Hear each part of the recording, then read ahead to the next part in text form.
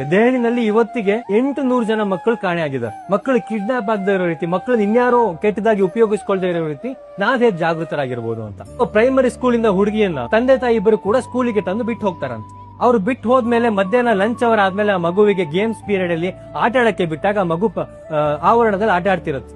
ಆಗ ಬೈಕಲ್ಲಿ ಬಂದಂತ ಇಬ್ರು ಅಪರಿಚಿತರು ಆ ಮಗುವಿನ ಹತ್ರ ಬಂದು ಹೇಳ್ತಾರಂತೆ, ಪುಟ ನಿಮ್ಮ ಅಮ್ಮನಿಗೆ ಹುಷಾರಿಲ್ಲ, ನಿಮ್ಮ ಅಪ್ಪ ಅಮ್ಮನ ನನಗೆ ಕಳ್ಸಿರೋದು ನಿನ್ ಕರ್ಕೋಬಾ ಅಂತ, ನಡಿ ನಿಮ್ಮ ಅಪ್ಪ ಅಮ್ಮನ ಹತ್ರ ಹೋಗೋಣ ಅಂತ. ಆಗ ಆ ಮಗು ಒಂದು ಸ್ಮೈಲ್ ಕೊಟ್ಟು ನಗ್ನಗ್ತಾ ಹೇಳುತ್ತಂತೆ, ಅದೆಲ್ಲ ಸರಿ ಅಂಕಲ್, ಪಾಸ್ವರ್ಡ್ ಏನು?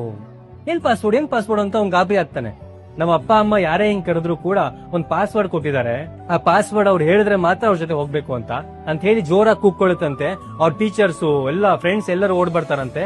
ಆ ಗಾಡಿನಲ್ಲಿ ಬಂದಿದ್ದ ಇಬ್ರು ಕೂಡ ಓಡೋಗ್ತಾರಂತೆ. ಸೊ ಪೇರೆಂಟ್ಸ್ ಏನ್ ಮಾಡಿದ್ರು, ಯಾರೇ ಹೊರಗಿನಿಂದ ಬಂದು ನಿನ್ನ ಕರೆದ್ರು ಕೂಡ, ಹೊರಗಿನಿಂದ ಬಂದು ನಿನ್ನ ಮಾತಾಡ್ಸಿದ್ರು ಕೂಡ ಪಾಸ್ವರ್ಡ್ ಕೇಳು, ಅವ್ನ್ ಪಾಸ್ವರ್ಡ್ ಸರಿಯಾಗಿ ಹೇಳಿದ್ರೆ ಮಾತ್ರ ಅವನನ್ನ ನಾವು ಕಳ್ಸಿದೀವಿ ಅಂತ, ಅವ್ನ್ ಪಾಸ್ವರ್ಡ್ ಹೇಳಿಲ್ಲ ಅಂದ್ರೆ ನೀನ್ ಡೇಂಜರ್ ಅಲ್ಲಿ ಇದೆಯಾ ಅಂತ ತಕ್ಷಣ ಅಲ್ಲಿಂದ ಜಾಗ ಖಾಲಿ ಮಾಡ್ಬೇಕು ಅಂತ. ಸೊ ನೀವು ನಿಮ್ಮ ಮಕ್ಕಳಿಗೆ ಒಂದ್ ಪಾಸ್ವರ್ಡ್ ಕೊಟ್ಟಿರು, ಏನಾದ್ರೂ ಆಗಿರ್ಬೋದು ಅದು ಒಂದ್ ಪಾಸ್ವರ್ಡ್. ಹೊರಗಡೆ ಯಾರಾದ್ರೂ ಒಬ್ಬ ವ್ಯಕ್ತಿ ಬಂದು ನಿಮ್ಮ ಮಕ್ಕಳನ್ನ ಮಾತಾಡಿಸಿದಾಗ ಅವ್ರು ಆ ಪಾಸ್ವರ್ಡ್ ಹೇಳಿದ್ರೆ ಮಾತ್ರ ನಿಮ್ ಮಗು ಅವ್ರ ಹತ್ರ ಮಾತಾಡ್ಬೇಕು, ಇಲ್ಲ ಅಂದ್ರೆ ಮಾತಾಡಬಾರದು.